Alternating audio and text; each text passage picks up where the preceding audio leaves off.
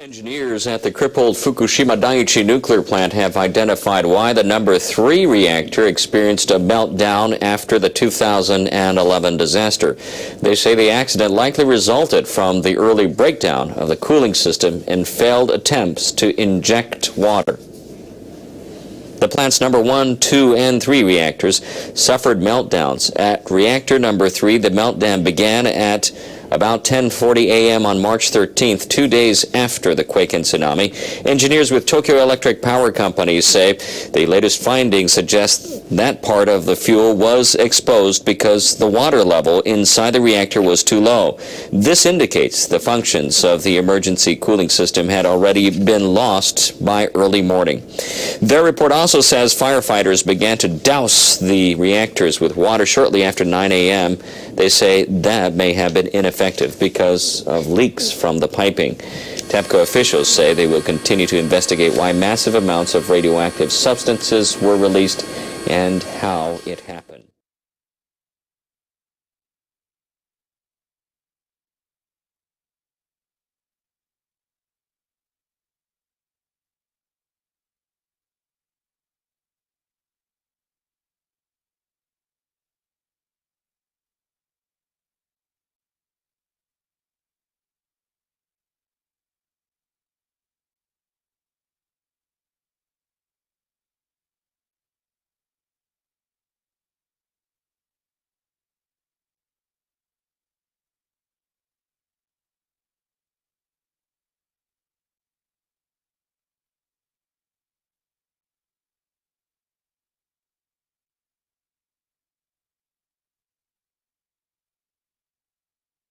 The cleanup from the 2011 nuclear accident is making headway, but now places need to be found where the radioactive waste can be temporarily stored.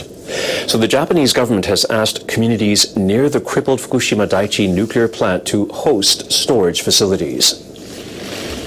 Environment Minister Nobuteru Ishihara and Reconstruction Minister Takumi Nemoto visited Fukushima Prefecture.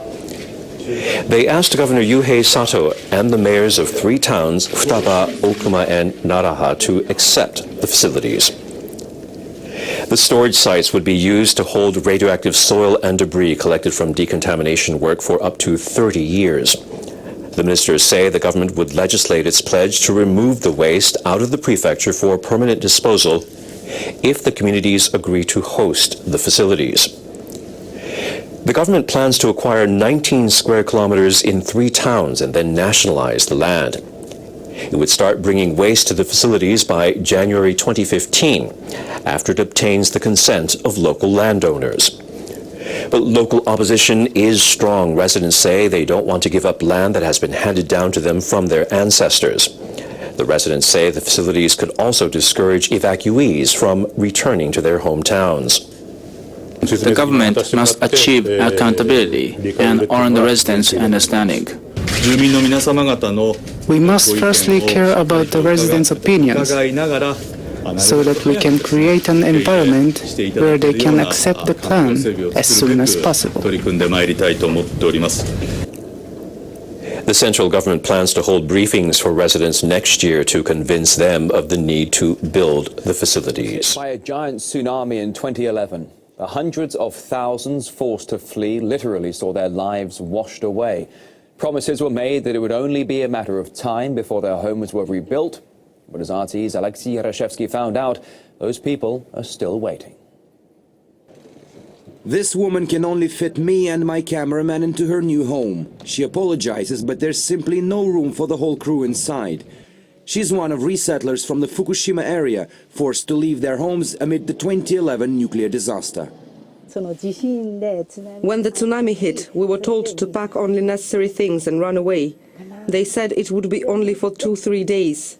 Now, living in this cage of a house, returning to our old house is a dream, which we know won't ever come true.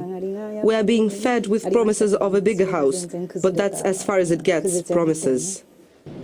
This is just one of the quickly erected residential areas where Fukushima exiles have relocated to. There are hundreds of makeshift camps scattered across the region, accommodating more than 300,000 people.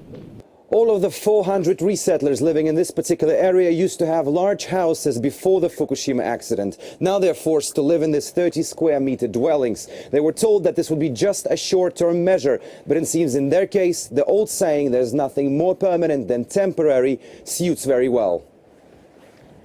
The majority of these people are pensioners suffering from different ailments. They are jobless, just as surprisingly many of their younger neighbors. This man used to run a profitable venture. Now he barely makes ends meet. I had a $100,000 a year business producing honey. Now it's destroyed forever, just like my life. On top of all that, I'm offered neither financial compensation nor any job. That's why I'm taking TEPCO to court.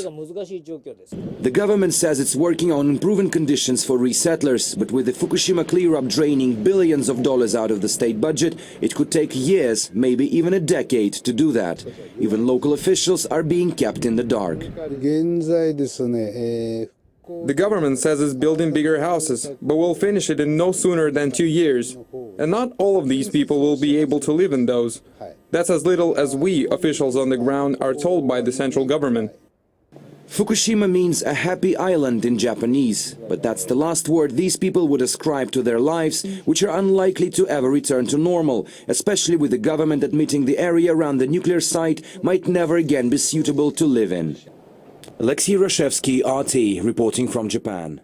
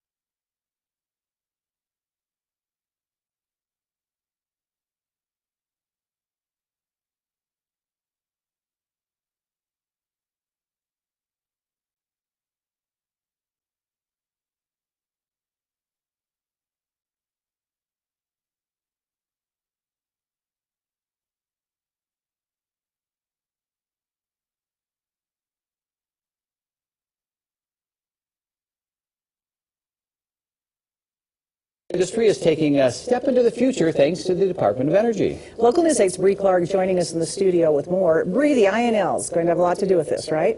That's right. The Department of Energy has given a company called NuScale a grant for a smaller, more efficient nuclear reactor. But the INL could be giving them a place to set up shop. When you think of a nuclear power plant, you think of this huge dome that takes up all the space in the world. But NuScale is shaking the nuclear industry with a new concept. We don't have all of those vessels and pumps and motors and valves to make our plant work. We rely on three things. Those three things are convection, conduction, and gravity through a natural circulation process of water and heat. As long as those three things work, our plant will work, and it will always safely operate, and it will always safely shut down. And with anything this innovative, there has to be stakeholders, like the Utah Associated Municipal Power System, which Idaho Falls Power is a part of. We believe we've got great expertise in Idaho Falls to be, hopefully part of any conversation of deployment of that new technology. And so, we just look forward to continuing to understand what role we can play in investigating and monitoring development of small modular reactors. A fairly great concept, but will it help our economy? Grow Idaho Falls Incorporated sure thinks so. It's a great opportunity, not just for Idaho Falls, but all of eastern Idaho.